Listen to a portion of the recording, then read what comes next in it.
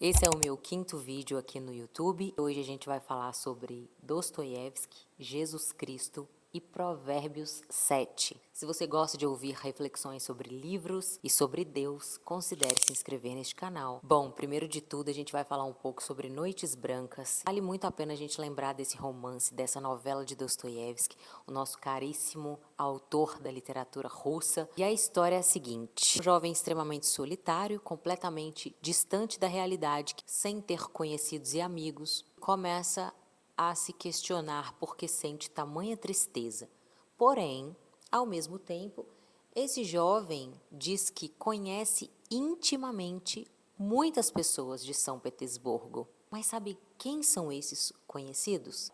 Escute só esse trecho. As casas também são minhas conhecidas. Bom, ele está falando aqui de seres inanimados. Quando eu caminho pelas ruas, parece que elas vão em minha direção, olham para mim com as suas janelas e dizem: bom dia, como vai a saúde? Eu estou bem, graças a Deus. E ele responde essas casas e ainda conta a história de uma casa cor-de-rosa que diz para ele que de repente foi pintada.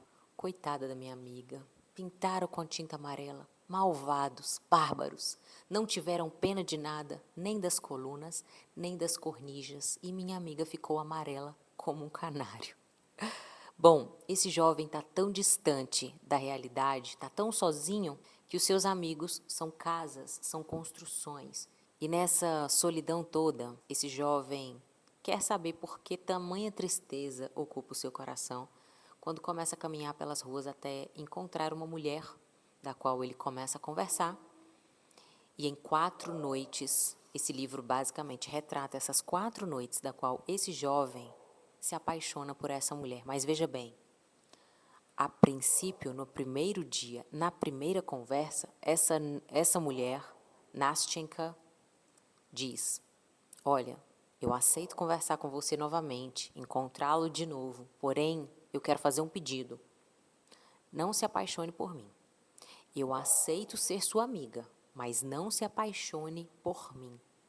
Guarde isso, que ela disse que o seu coração já estava prometido a um homem que teria sumido, mas queria voltar para buscá-la e então eles se casariam. Veja bem por que eu estou falando dessa novela. Esse jovem não se apaixonou por essa moça, por Nastyenka. Ele se apaixonou pela idealização que ele viu nessa mulher, de tudo aquilo que ele imaginara na sua mente, por todos esses anos em solidão, por tudo aquilo que ele acreditava que precisava para ser feliz. Há tanto tempo sozinho, há tanto tempo sonhando com alguém que poderia amá-lo. Quando ele se deparou com essa mulher, quando ele teve esses encontros, dessas 4 noites conversando com essa moça, ele se viu completamente apaixonado, apegado a esta ideia. Bom, agora sim eu encontrei alguém. Agora eu tenho alguém que possa me ouvir. E quantas vezes você se encontra em condições que você acredita estar abandonada, abandonado, isolado do mundo, precisando de afeto, de atenção, de carinho, idealizando dentro de si, no seu coração, tudo aquilo que você gostaria de viver, porque isso é muito, muito fácil de acontecer. E aí você encontra com algumas pessoas que te dá minimamente alguma atenção e você confunde essa atenção com amor. Você confunde e transforma uma simples conversa em um relacionamento que não existe. E às vezes criamos expectativas sobre essas pessoas que nunca prometeram aquilo que imaginamos. Será que isso é só realmente uma ficção?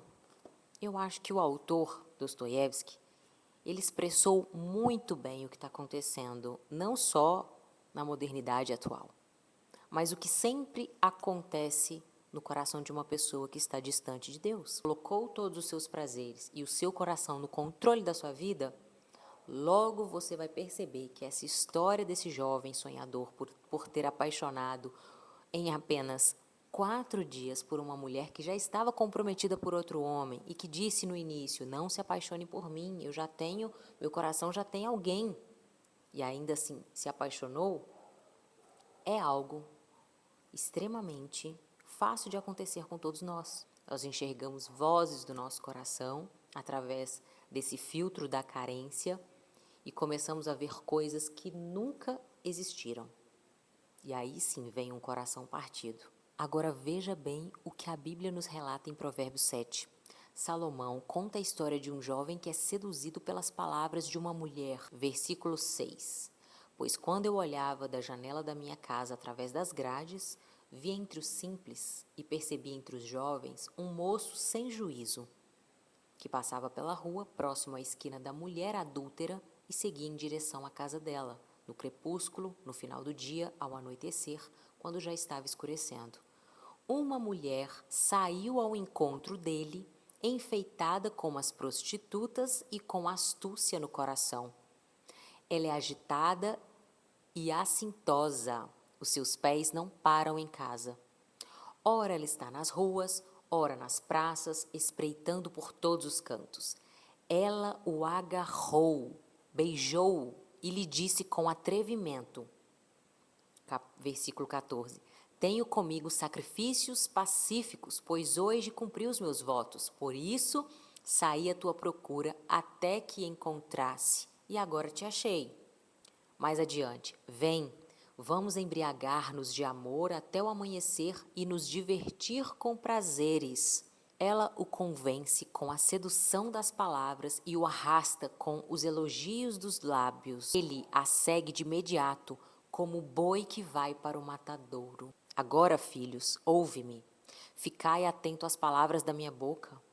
Que o teu coração não se desvie para os caminhos dela, e que tu não andes perdido nas suas veredas, porque ela tem feito muitos caírem feridos e muitíssimos foram mortos por ela. Sua casa é o caminho da ruína, que desce às profundezas da morte. Veja bem, em Provérbios, um homem é conduzido pelos seus desejos, e em noites brancas, outro homem é conduzido por suas fantasias. O jovem, sonhador de noites brancas, delirava, falava com casas, estava há muito tempo sozinho e se apaixonou em 4 dias por uma mulher que não estava disponível. Tanto em Provérbios 7 quanto em Noites Brancas, existe um elemento em comum: o nosso coração.